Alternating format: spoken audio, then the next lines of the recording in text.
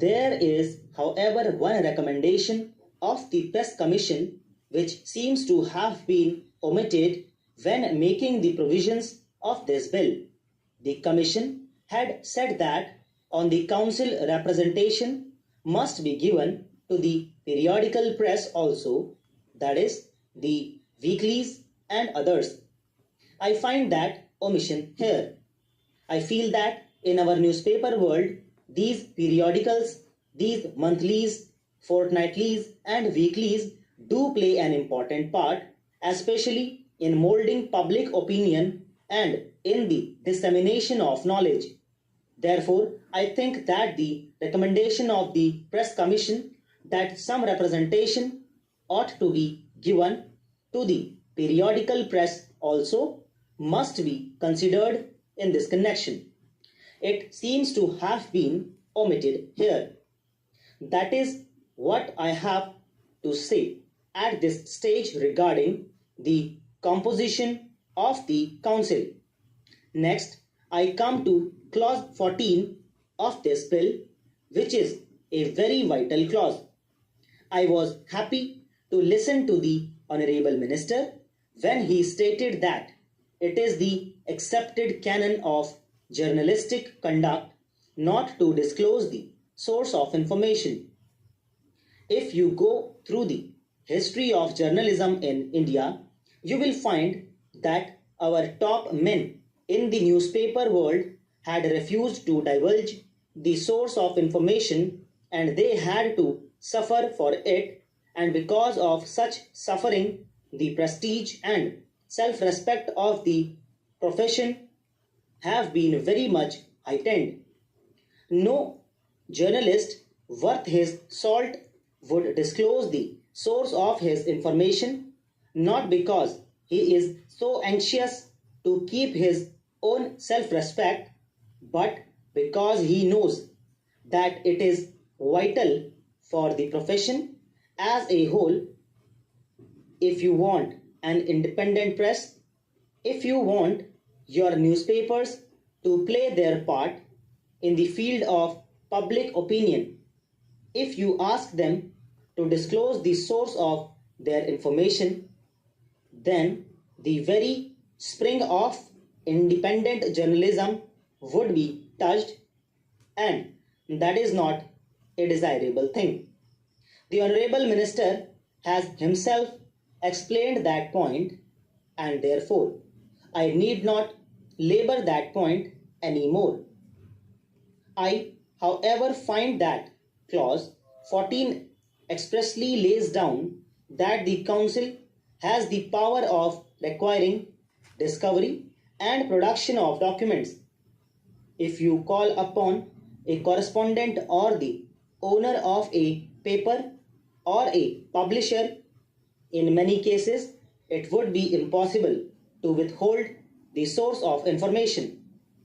You cannot withhold the source of information and at the same time discover and produce the documents.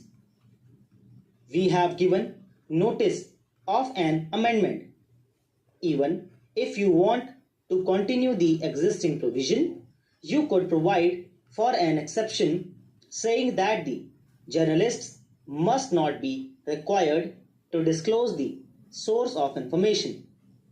It is not a question of just the newspaper people and the public being apprehensive over these things. Here is a provision which has already been expressly put there.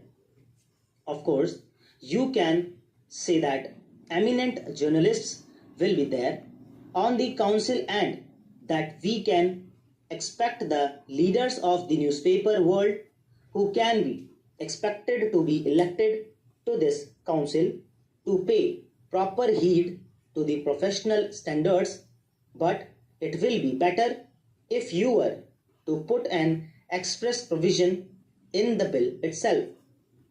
Now, the newspapers reflect political opinion of the country, and there are bound to be sharp differences, and however much we may try, it may not be always possible to keep within the limits By this provision, you are giving them a handle to force an unwitting journalist or somebody holding a different view to disclose the source of information that is not called for. Coming to the other general powers of the Press Council, it is true, as mentioned by the Honorable Minister himself, that the powers granted to this body are far more and go far beyond the powers granted to the British Press Council in the particular statute. I quite follow that.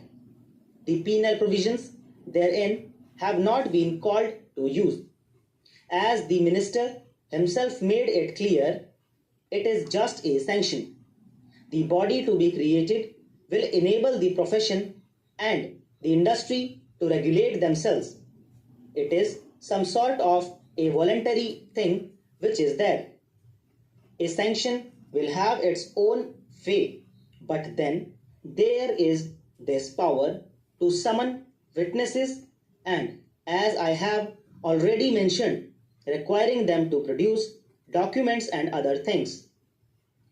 When you give all these powers, at least some of us feel that in the present setup in the country, these powers are a little excessive. They are not called for in the present conditions existing in our newspaper world. Some of these powers have not been found necessary to be given to the British Press Council even, and yet we are investing our Press Council with such powers. It will be a rather hasty experiment to make in entrusting our Press Council with these things. The question of censure is there. After all, we want our journalists and our newspapermen to voluntarily enforce a conduct and try to improve their standards of journalism, which will always be in their own interest. दोस्तों इसी के साथ